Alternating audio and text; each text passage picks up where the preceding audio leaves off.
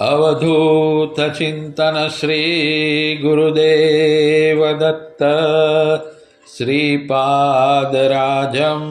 शरणं प्रपद्ये।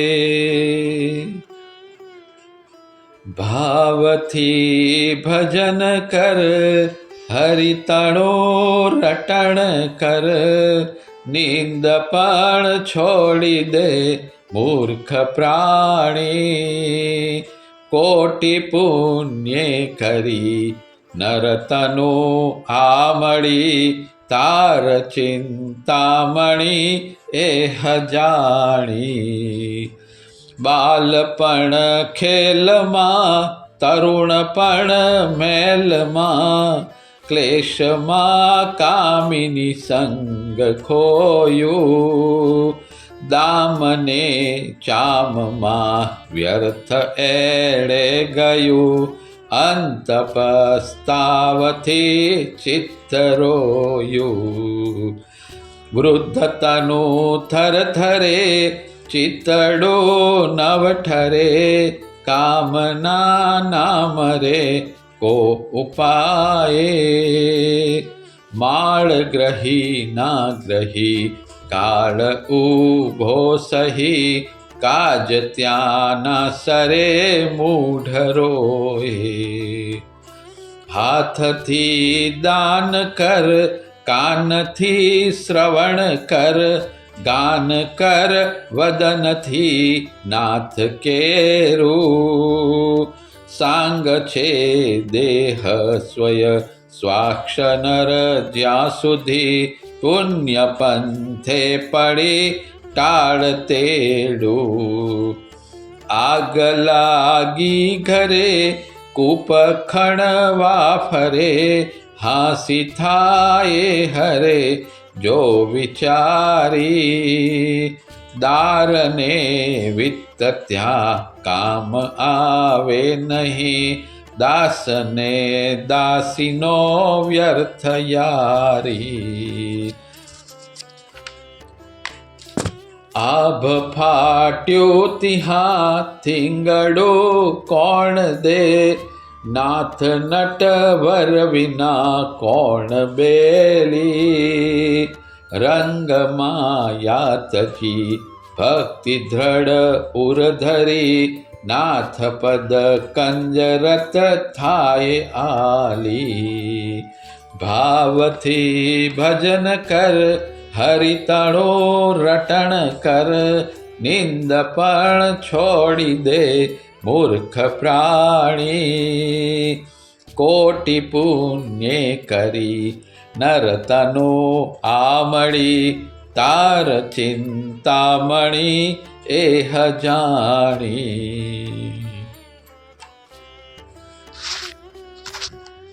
આગલા અધ્યાયમાં આપણે દત્તબાવનીના પંક્તિ વિશે સમજવા પ્રયત્ન કર્યો હતો. હવે આપણે આગળની પંક્તિ સમજવા પ્રયત્ન કરીએ. હરિ વિપ્રમદ અંત્યજ હાથ, રક્ષ્યો ભક્ત તે વિક્રમ तात. અંત્યજ એટલે હરિજનના હાથે બ્રાહ્મણનો ગર્વ હરી લઈ, હે तात તે ભક્ત ત્રિવિક્રમનું રક્ષણ કર્યું. ભક્ત ત્રિવિક્રમની કથા. દત્તાવતાર શ્રી નૃસિંહ સરસ્વતી સ્વામી મહારાજની લીલા. બેદરના રાજ્યમાં બ્રાહ્મણો દ્વેષ કરનારા અને વેદશાસ્ત્રોની નિંદા કરનારા મહાઘાતકી મુસલમાન બાદશાહ હતો. તે વિદ્વાન બ્રાહ્મણોને પુષ્કળ ધન આપી સભામાં બોલાવતો અને વેદો સાંભળી તેના અર્થમાં શંકા કુશંકાઓ કરી પોતાને ફાવે તેવો અર્થ કાઢી વેદોની નિંદા કરતો હતો. ધનલોભી બ્રાહ્મણો ધનની લાલચાએ આવો તમાશો ચલાવવા દેતા.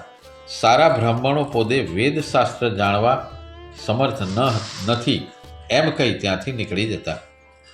એક વખત મદથી ભરેલા બે બ્રાહ્મણો બાદશાહના દરબારમાં આવ્યા અને પોતાની સાથે કોઈ પણ બ્રાહ્મણ શાસ્ત્રાર્થ કરી ટકી ના શકે તેટલું જ્ઞાન છે તેમ જણાવી પોતાની સાથે વાદ વિવાદ કરે એવો બ્રાહ્મણ કોઈ હોય તો બાદશાહની રૂબરૂ પરાજય આપવા જણાવ્યું. બાદશાહ આવું સાંભળી અભિમાનથી ફૂલાયો અને નગરમાંથી વિદ્વાન બ્રાહ્મણોને આ બે બ્રાહ્મણો સાથે વાદ વિવાદ કરવા નોતર્યા. નગરના બ્રાહ્મણોએ આવીને વાદ વિવાદ કરવા અસમર્થ છીએ એમ કહી વાત ટાળી દીધી. આ આગંતુક બ્રાહ્મણોનો જે સત્કાર કરવો હોય તે કરવા ખુશી બતાવી. બાદશાહ નગરના બ્રાહ્મણોની નમ્રતા સમજી શક્યો નહીં, એટલે પેલા બે બ્રાહ્મણોની નગરમાં વાસ્તે ગાસ્તે વિજય યાત્રા કાઢી અને તેઓને બ્રાહ્મણોના રાજાનું બિરુદ આપ્યું. રાજમાન પામીને બ્રાહ્મણોએ આખા રાજ્યમાં વેદશાસ્ત્રો પર વાદ વિવાદ કરવા ઢંઢેરો પીટાવ્યો, પણ કોઈ પણ સાત્વિક બ્રાહ્મણ તૈયાર ન થતા તેઓ મદથી વધુ ફૂલાયા. બાદશાહની રજા માગી બીજા રાજ્યોમાં તેઓ હંફાવી શકે તેવા બ્રાહ્મણોની શોધમાં જઈ તેને હરાવી બાદશાહની કીર્તિ વધારવા નિર્ણય કર્યો. બાદશાહે જૈસે કુ મિલા તૈસા એ ન્યાયે રજા આપી. રાજ્ય ફર્યા પછી તેમની જોડે વાદ વિવાદ કરવા કોઈ જ્ઞાની બ્રાહ્મણ તૈયાર ન થયો. તેથી માતેલા હાથીની જેમ આખા દેશમાં ઘૂમવા લાગ્યા. ફરતા ફરતા દક્ષિણ દેશના કુમસી નામના ગામે આવ્યા. ત્યાં ત્રિવિક્રમ ભારતી નામનો વેદશાસ્ત્રમાં પારંગત અને અતિ પ્રસિદ્ધ સંન્યાસી છે એમ જાણી તેની પાસે આવી ઉદ્ધતાઈથી કહેવા લાગ્યો, હે જોગટા, તને શું આવડે છે? તે ત્રણેય વેદોનો અભ્યાસ કર્યો છે તો તું અમારી સાથે વાદ વિવાદ કર, નહીં તો અમને સીધે સીધું જયપત્ર લખી આપ. આ ત્રિવિક્રમ ભારતી એ ઋષિ સરસ્વતી સ્વામી મહારાજનો શિષ્ય હતો. તે કેવી રીતે ભગવાનનો શિષ્ય બન્યો તે વાત આપણે જાણીએ. આ કુમસી ગામ ગાણકાપુરથી થોડે દૂર આવેલું છે. ત્રણેય વેદનો જાણકાર ત્રિવિક્રમ ભારતી નરસિંહ ભગવાનનો ભક્ત હતો. શ્રી ગુરુની પાલખી સાથે વાજતે ગાજતે નીકળેલ રાજાશાહી સવારીથી તે ઋષિ સરસ્વતી સ્વામીની નિંદા કરવા લાગ્યો કે સંન્યાસીને તો કંઈ આવા ઠાઠમાઠ થોડા હોય, આવા ઠાઠમાઠ એમને શોભતા હોય. આ સંન્યાસી નક્કી વેશધારી દંભી બ્રાહ્મણ લાગે છે, વગેરે વગેરે કંઈક નિંદા કરી. શ્રી ગુરુએ યોગ બળે આ વાતની જાણ થઈ ગઈ. તેમણે રાજાને કુમસી ગામ જઈ પોતાની નિંદા કરનાર ત્રિવિક્રમને જોવાની ઈચ્છા વ્યક્ત કરી. રાજાએ પાલખીમાં ચતુરંગ સેના સાથે શ્રી ગુરુને કુમસી ગામ જવા માટેની તૈયારી કરી વિદાય આપી. આ સમયે ત્રિવિક્રમ ભારતી નરસિંહ ભગવાનનું નિત્ય પૂજન નિયમ મુજબ કરતો હતો. માનસ પૂજન પણ કરતો હતો, પણ કેમે કરીને નરસિંહ ભગવાનના આજે દર્શન થતા ન હતા. ભગવાનને કેટલી આજીજી કરી અને કેટલાય પ્રયત્નો કર્યા, ત્યારે ધ્યાનમાં તેને ચતુરંગ સેના સાથે સંગમેથી સવારીમાં પોતાને ત્યાં આવતા યતિવર ઋષિ સરસ્વતી સ્વામી મહારાજ દેખાયા. સેનામાં જ્યાં નજર પડે ત્યાં તેને શ્રી ગુરુના જ દર્શન થવા લાગ્યા. તે ધ્યાનમાંથી ઉઠ્યો અને બે બાકડો થઈ શ્રી ગુરુ તરફ દોડ્યો. ત્યાં આવીને જુએ છે તો મનુષ્ય, પ્રાણીઓ, નાનું મોટું બધા જ દંડધારી સંન્યાસીના રૂપમાં દેખાયા. તેને કોને પગે લાગવું તેની સૂઝ ના પડી. સદગુરુની સ્તુતિ કરી તેમને પગે પડ્યો અને માફી માગી કહેવા લાગ્યો, હે સદગુરુ, તમે જ ઈશ્વર છો. નરસિંહ ભગવાનના પૂજનથી મને આ અપૂર્વ દર્શનનો લાભ થયો છે. મારા જેવા પતિતોના ઉદ્ધાર માટે જ આપનો જન્મ થયો છે, આપનો અવતાર ધારણ કર્યો છે. માટે લીલા સમેટી લઈ માનવ સ્વરૂપે દર્શન આપો. શ્રી ગુરુએ પ્રસન્ન થઈ મૂળ સ્વરૂપના અલૌકિક દર્શન આપ્યા. ત્રિવિક્રમે પોતે કરેલ નિંદા માટે માફી માગી. શ્રી ગુરુએ તેને આશીર્વાદ આપ્યા અને કુમસી ગામથી પરત ગાણગાપુર ગયા.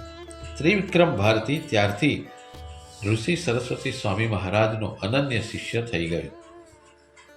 હવે પેલા બે બ્રાહ્મણોના ઉદ્ધત વર્તનથી ત્રિવિક્રમને થયું કે આમને ગાણગાપુર શ્રી ગુરુ પાસે લઈ જઈ સીધા કરવા પડશે. તેણે નમ્રતાપૂર્વક ગાણગાપુરમાં પોતાના સદગુરુ પાસે લઈ જઈ ત્યાં જયપત્ર આપવાનું કબૂલી તેઓને ત્યાંથી ઢસડી લાવ્યો. ત્યાં જઈ શ્રી ગુરુને ભક્તિભાવથી વંદન કરી જ્ઞાન મદથી અંધ બનેલા બે બ્રાહ્મણોની વાત કરી તેઓને તેમની સમક્ષ રજૂ કર્યા. શ્રી ગુરુએ તેમને સમજાવ્યા કે એક સંન્યાસી પાસે વાદ વિવાદ કરવાથી કયો દિગ્વિજય થવાનો છે. સંન્યાસીનું જયપત્ર મળ્યું તોય શું ને ના મળ્યું તોય શું? નકામો વિવાદ કરી વિનાશને શા માટે નોતરો છો? વગેરે વગેરે કંઈક સમજાવ્યું. પણ શ્રી ગુરુના વચનનો ઉલટો અર્થ લીધો કે આ લોકો પાસે પોતાના જેટલું જ્ઞાન જ નથી, તેથી આવા બહાના કાઢે છે. તેઓએ વધુ ઉદ્ધતાઈથી વાદ વિવાદ કરવા અથવા જયપત્ર લખી આપવા માગણી કરી. શ્રી ગુરુએ ઘણા વેદ શાખા વિવરણ સંભળાવી સમજાવવા પ્રયત્ન કર્યો, પણ ગર્વથી છકેલા બ્રાહ્મણોના મગજમાં ઉતર્યું જ નહીં. શ્રી ગુરુએ તેઓને વાદ વિવાદની ઈચ્છા પૂરી થશે એમ કહી દૂર રસ્તે જતા એક માણસને શિષ્યોને બોલાવી લાવવા મોકલ્યો. શિષ્યો તે બ્રાહ્મણને બોલાવી લાવ્યા. શિષ્યો તે માણસને બોલાવી લાવ્યા. શ્રી ગુરુએ તેને પોતે કોણ છે અને શું કામ કરે છે તે વગેરે પૂછ્યું. પેલા માણસે કહ્યું કે તે જાતે ભંગી છે, ગામની બહાર રહે છે અને મજૂરી કરી પેટ ભરે છે. તેણે શ્રી ગુરુને આવું હેતથી પૂછતા પોતાનો જરૂર ઉદ્ધાર થશે એમ સમજી લાંબા થઈ પ્રણામ કર્યા. શ્રી ગુરુએ એક શિષ્યને દંડ આપી જમીન પર 7 લીટીઓ દોરાવી. પેલા ભંગી પર અમૃત દ્રષ્ટિ કરી એક પછી એક લીટી તેને ઓળંગવા કહ્યું. દરેક લીટી ઓળંગ્યા બાદ શ્રી ગુરુએ તેને પૂછ્યું કે તે કોણ છે. પહેલી લીટી ઓળંગી એટલે તેણે કહ્યું, હું વાઘરી છું. બીજી ઓળંગી ત્યારે કહ્યું, હું ભીલ છું. ત્રીજી લીટી ઓળંગી કહ્યું, હું માછી છું. ચોથી લીટી ઓળંગી અને કહ્યું, હું શુદ્ર છું. પાંચમી લીટી ઓળંગી અને કહ્યું, હું વૈશ્ય છું. છઠ્ઠી લીટી ઓળંગી અને કહ્યું, હું ક્ષત્રિય છું. અને સાતમી ઓળંગીને કહ્યું, હું બ્રાહ્મણ છું અને તમામ વેદશાસ્ત્ર જાણું છું અને હું ગુરુજીના નામથી પ્રખ્યાત છું. આ પ્રમાણે ભંગીના 7 જન્મોની સ્મૃતિ કરાવી. શ્રી ગુરુએ પેલા બ્રાહ્મણો સાથે વાદ વિવાદ કરવા જણાવી તેના શરીર પર ભસ્મ નાખી. શ્રી ગુરુની કૃપાથી બ્રાહ્મણ થયેલો ભંગી અસ્ખલિત વેદ બોલવા લાગ્યો. જે સાંભળી અભિમાની બ્રાહ્મણો આભાજ બની ગયા. બંનેના પેટમાં ગોળો ચડ્યો, મોઢું બંધ થઈ ગયું, કાન બહેરા થઈ ગયા અને 2 બાકડા બની ત્રાહીમામ કરતા શ્રી ગુરુના ચરણોમાં પડી ગયા અને પોતાની ધૃષ્ટતાની માફી માગવા લાગ્યા. શ્રી ગુરુએ કહ્યું, બ્રાહ્મણોની ઘણી નિંદાઓ અને કનડગત કરી હોવાથી તે કર્મના ભોગે તેઓ 12 વર્ષ બ્રહ્મ રાક્ષસ થશે અને ત્યારબાદ એક બ્રાહ્મણના નારાયણ અનુવાકના પાઠથી મુક્તિ પામશે. એમ કહી તેમને ગંગા તટ પર જવા આજ્ઞા કરી. રસ્તામાં બંને મૃત્યુ પામ્યા. 12 વર્ષ રાક્ષસ યોનિમાં રહી અને ગુરુ કૃપાથી સદગતિ પામ્યા. ભંગી બ્રાહ્મણ થતાં તેને આ ભંગીની યોનિ કેવી રીતે પ્રાપ્ત થઈ તેનું ભાન શ્રી ગુરુએ કરાવ્યું. સારા કામ કરવાથી ઉચ્ચ યોનિ અને ખરાબ કામ કરવાથી નીચ યોનિ પ્રાપ્ત થાય છે. ભંગીએ બ્રાહ્મણ હતો ત્યારે અને પછીના જન્મોમાં માતા પિતા તથા ગુરુનો દ્વેષ કર્યો હતો હોવાથી તેને આ ભંગી યોનિ પ્રાપ્ત થઈ હતી તેમ જણાવ્યું. ભંગીએ પોતે બ્રાહ્મણ થયો હોય હવે તેને બ્રાહ્મણ બનાવી બ્રાહ્મણોમાં ભેળવી દેવા શ્રી ગુરુને પ્રાર્થના કરી. શ્રી ગુરુએ તે માટે આ દેહ બાળી શુદ્ધ કરવો પડે તેમ સમજાવી પુરાણોના દાખલા આપ્યા. છતાં તે ભંગી એ બ્રાહ્મણનું રૂપ બદલવું ન હતું.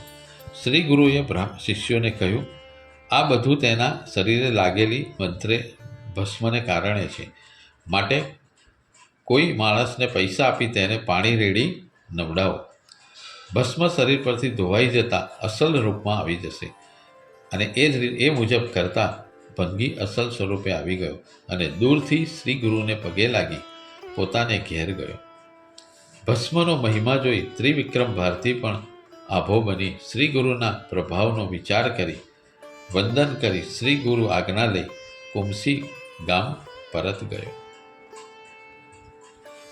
દેવ ઋષિ કિન્નર ભલે હોય જ્ઞાની કે મૂઢ, અટલ કાયદો કર્મનો કોઈ ન પામે છૂટ.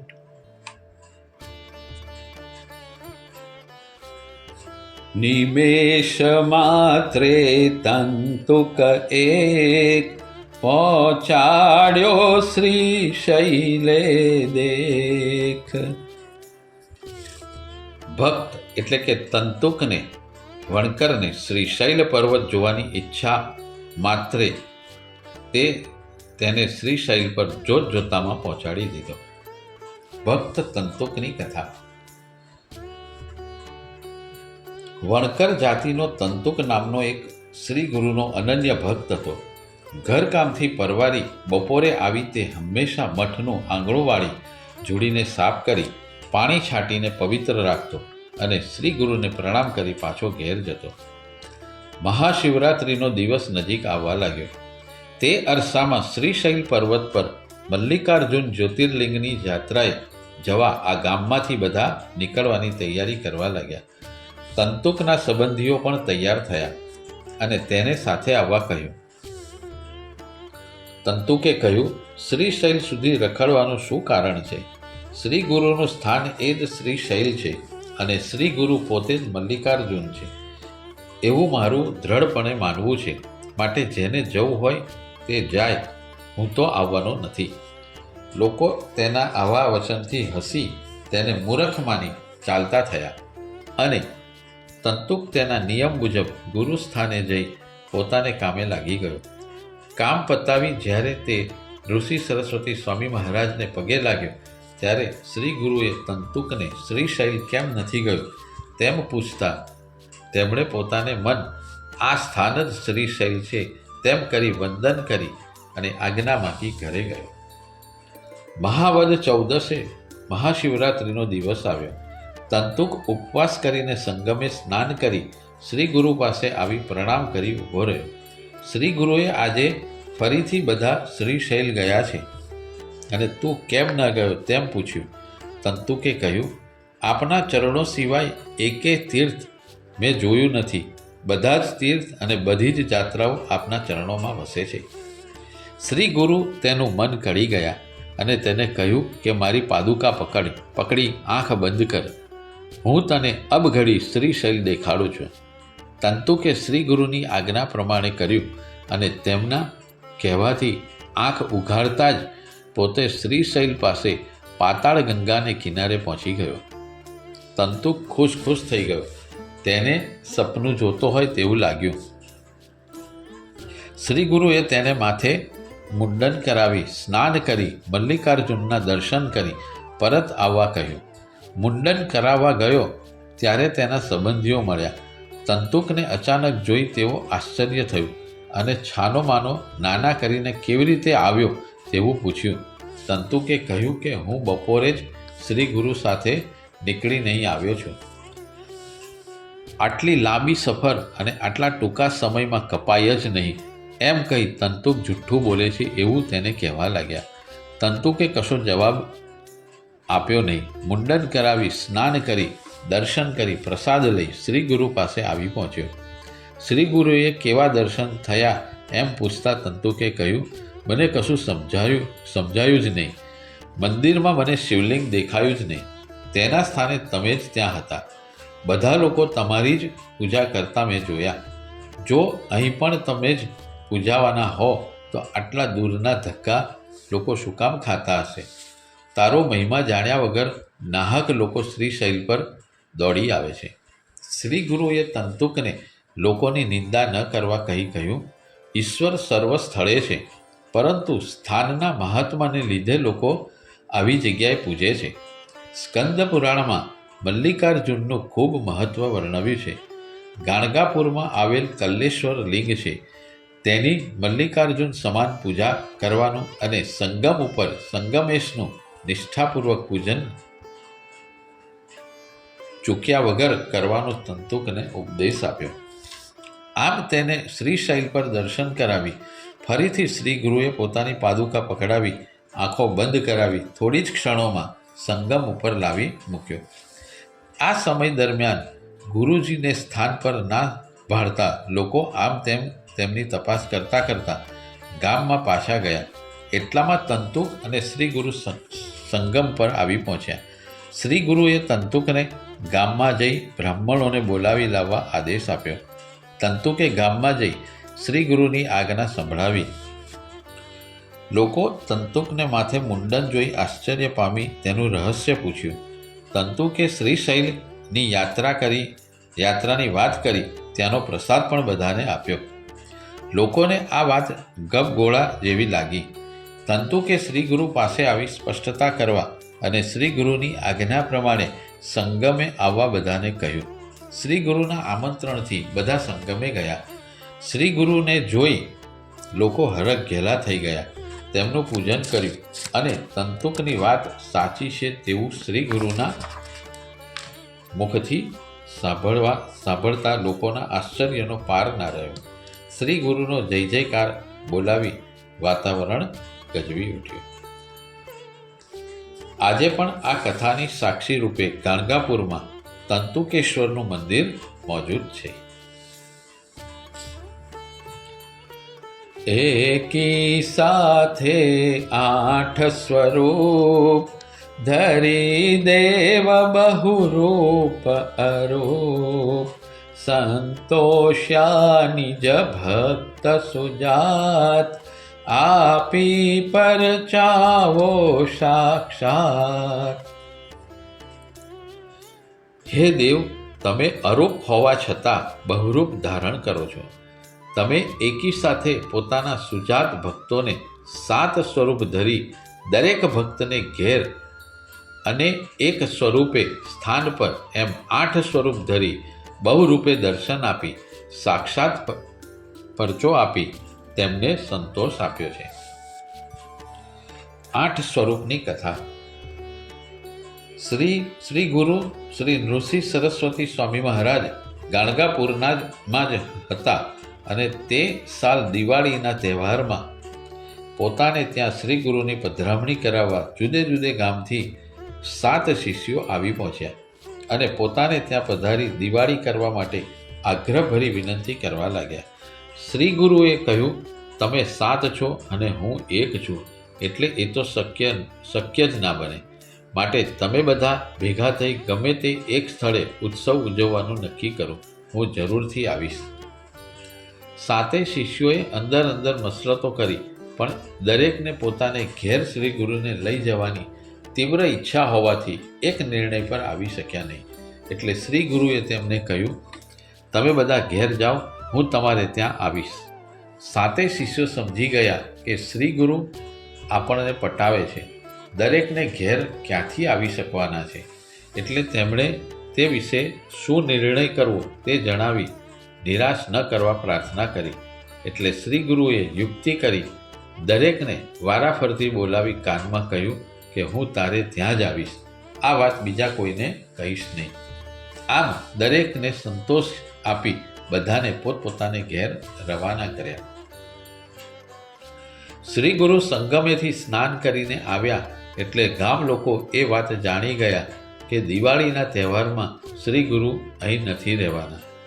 તેથી શ્રી ગુરુને પગે પડી વિનવવા લાગ્યા કે અમારો શો અપરાધ છે, તહેવારોમાં જ અમે તમારા દર્શનથી વિમુખ રહીએ તે કેવી રીતે બને. શ્રી ગુરુ તેમને ભાવ જાણી ગયા અને કહ્યું, હું ક્યાંય જવાનો નથી, હું અહીંયા જ રહેવાનો છું. એમ કરતાં ધનતેરસની સાંજ આવી. બીજે દિવસે મંગલ સ્નાન વખતે લીલા પ્રગટ થઈ.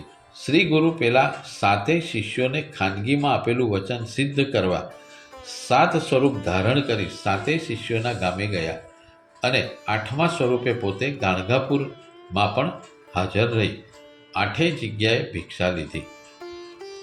ત્યારબાદ કારતક પૂનમના દેવ દિવાળીના દિવસે ત્રિપુરોત્સવની ઉજવણી નિમિત્તે પેલા 7 શિષ્યો ગાણગાપુર પધાર્યા અને અંદર ગર્વથી શ્રી ગુરુ મારે ગામ પધાર્યા હતા તેમ કહેવા લાગ્યા અને પોતે શ્રી ગુરુની ભેટ ધરેલ વસ્તુઓ બતાવી. તેની સત્યતા પુરવાર કરવા લાગ્યા. એકબીજાને જૂઠું બોલે છે એમ માનવા લાગ્યા. ગામના લોકો વળી તેમને મીઠો ઝઘડો કરતા જોઈ બોલ્યા કે શ્રી ગુરુ તો ક્યાંય ગયા ન હતા, તેઓએ તો ગાણગાપુરમાં જ તહેવારો ઉજવીને ભિક્ષા લીધી હતી. આ પ્રમાણે એકબીજાની સત્ય પ્રમાણિત વાતો સાંભળી બધા આશ્ચર્યચકિત થઈ ગયા અને શ્રી ગુરુની લીલાનો અનુભવ માણી શ્રી ગુરુને નમન કરી તેમની સ્તુતિ ગાવા લાગ્યા. ભક્તિપૂર્વક દીપમાળા પ્રગટાવી ભાવથી બ્રાહ્મણ ભોજન કરી શ્રી ગુરુનો મહિમા ગાતા ગાતા બધા પોતપોતાને ઘેર પરત ગયા. શ્રી ગુરુએ આમ પોતાના ભક્તોની દર્શન તલબ छिपाવવા 8 સ્વરૂપો એકી સાથે ધારણ કરી તેઓને સંતોષ આપ્યો. પરમ પૂજ્ય રંગ અવધૂત મહારાજ પણ જ્યારે સહદેહે આ ધરા ઉપર વિચરતા હતા ત્યારે પણ એમણે આવી જ કંઈક લીલા કરી હતી. શ્રી રંગ અવધૂતનો પોર ગામે મુકામ હતો. તેમનો વિઠ્ઠલભાઈ નામનો એક ભક્ત અવધૂત પોર પધારે ત્યારે ખેતીનું સઘળું કામ તેના ભાઈ લાલભાઈને સોંપી તે અવધૂતની સેવામાં લાગી જતો. ખેતરે જવાનું નામ સુદ્ધા લેતો જ નહીં. તેના ભાઈ લાલભાઈને પણ અવધૂત ઉપર પૂરી આસ્થા અને અનુરાગ હતો, પરંતુ ખેતર છોડીને અવધૂતના દર્શન કરવા પણ બાપડો ના આવી શકે. 15 દિવસથી ગામમાં અવધૂત પધારેલા છે. ગામના સૌ લોકોએ દર્શન કેટલી વાર કર્યા છે, પણ આ લાલભાઈના ભાગે હજી દર્શન મળ્યા નથી. એક દિવસ અવધૂતે ભક્તો પાસે ગામડી ગામે પોરની પશ્ચિમે 2 નદી વચ્ચે બિરાજેલ માડેરા હનુમાનના દર્શને જવાની ઈચ્છા વ્યક્ત કરી. માડેરા હનુમાન જવાનો રસ્તો કોતરો, ટેકરાઓ અને કપરા ચઢાણવાળો અને ઉતરાવવાળો હોય. શુક્રવારે ભક્તોએ અવધૂત માટે સરસ પાલખી બનાવી અંદર ગાદી તકિયા ગોઠવી રંગ અવધૂતને બતાવી અને શનિવારે હનુમાનના દર્શન કરવા જવા તૈયાર રહેવા રંગ અવધૂત મહારાજને જણાવ્યું. ભક્તોની સુંદર તૈયારી જોઈ રંગ અવધૂત મહારાજ ખુશ થયા અને બોલ્યા, અતુલિત બલ હનુમાનના દર્શને જતા હું પાલખીમાં સવાર થઈ જાઉં તો ભગવાનનું અંતર દુભાય, માટે જ્યારે જવાની ઈચ્છા થશે ત્યારે હું ચાલીને જ દર્શન કરવા જઈશ. રંગ અવધૂત મહારાજ માડેરા હનુમાનના દર્શને જવાના છે તે વાત ગામમાં વાયુવેગે પ્રસરી ગઈ. ખેતરમાં લાલજીને પણ આ જાણ થઈ. માડેરા હનુમાન જવાનો રસ્તો બરાબર લાલજીના ખેતર પાસેથી જ પસાર થતો હતો, એટલે સવારના પહોરમાં લાલજીએ પોતાના ખેતર પાસેનો રસ્તો માટીના ઢેફાઓ તોડી અને બને એટલો સરળ બનાવ્યો. મનમાં ને મનમાં ઘણા દિવસની દર્શનની તલબ આજે પૂરી થશે એમ વિચારતો કામ કરતો જાય. એવામાં તેની નજર રસ્તા પર પડી. રંગ અવધૂત મહારાજ હાથમાં દંડ લઈ, આંખે કાળા ચશ્મા પગ લગાડી, માથે ઊનની ટોપી પહેરી એકલા જ ધીમે ધીમે ચાલતા ખેતર તરફ આવતા દેખાયા. લાલજી આશ્ચર્યમાં પડી ગયો. કાંઈ બોલ્યો તેટલામાં રંગ અવધૂત મહારાજ તેની ખૂબ નજીક આવી પહોંચ્યા. લાલજીએ સાષ્ટાંગ દંડવત પ્રણામ કર્યા. રંગ અવધૂત મહારાજે ઓમ ઓમ કહી ઊંચો હાથ કરી લાલજીને આશીષ આપ્યા. લાલજીના અંતરનો સંતાપ દૂર થયો. દર્શનની તીવ્ર ઝંખના ફળીભૂત થઈ. રંગ અવધૂત મહારાજને નદી તરફ જતા જોઈ રહ્યો. એકાએક તેને વિચાર આવ્યો કે અરે, રંગ અવધૂત મહારાજ તો કદીએ એકલા પ્રવાસ કરતા નથી, આજે એ આમ કેમ બન્યું? ભક્તોએ રંગ અવધૂત મહારાજને એકલા કેવી રીતે જવા દીધા હશે? મનોમન સેવામાં રહેનાર ભક્તોને દોષ દેવા લાગ્યો અને પછી તરત જ નદી બાજુ બાપજીને નદી પાર કરાવવા જાતે દોડ્યો. પરંતુ ત્યાં જોવા ગયો પણ ત્યાં ક્યાંય બાપજી દેખાયા નહીં. સામે પારથી આવતા 2-3 ભાઈઓને પૂછ્યું કે બાપજીને માડેરા હનુમાન જતા જોયા છે? પેલા બંને કીધું કે ના, અમે તો ક્યાંય બાપજીને જોયા નથી. લાલજી તો દોડતો ગામ બાજુ આવ્યો અને પાદરમાં આવી એક ભક્તને કહેવા લાગ્યો કે બાપજીને એકલા માડેરા શા માટે આ લોકોએ મોકલ્યા હશે? પેલા ભક્તે કહ્યું કે રંગદૂત મહારાજ તો કુટીરમાં વડોદરાથી આવેલા ભક્તો સાથે વાર્તાલાપ કરે છે. એ તો ક્યાંય ગયા જ નથી. તારે ખાતરી કરવી હોય તો જઈને જોઈ આવ. લાલજી તો રંગદૂત મહારાજની કુટીરમાં ગયો.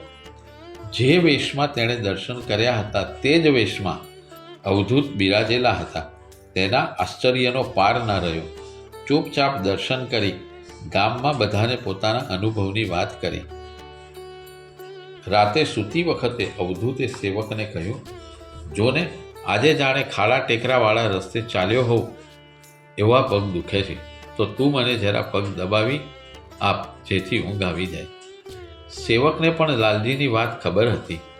ગામમાં વાત પ્રસરી ગઈ કે અવધૂતે બીજા સ્વરૂપે લાલજીને સાક્ષાત દર્શન આપ્યા.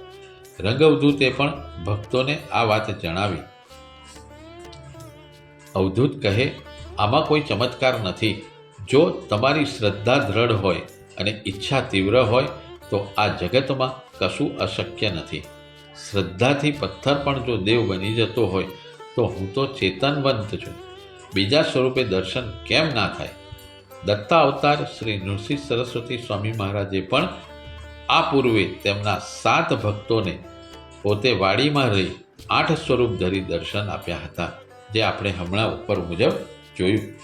શ્રી રંગઅવધૂત મહારાજના ગુરુ વાસુદેવાનંદ સરસ્વતી સ્વામી મહારાજે પણ 3 સ્વરૂપ ધારણ કરી પોતાના શિષ્યોને સંતોષ્યા હતા. અવધૂત ચિંતન શ્રી ગુરુદેવ દત્ત શ્રીપાદરાજમ શરણમ પ્રબધ્યે.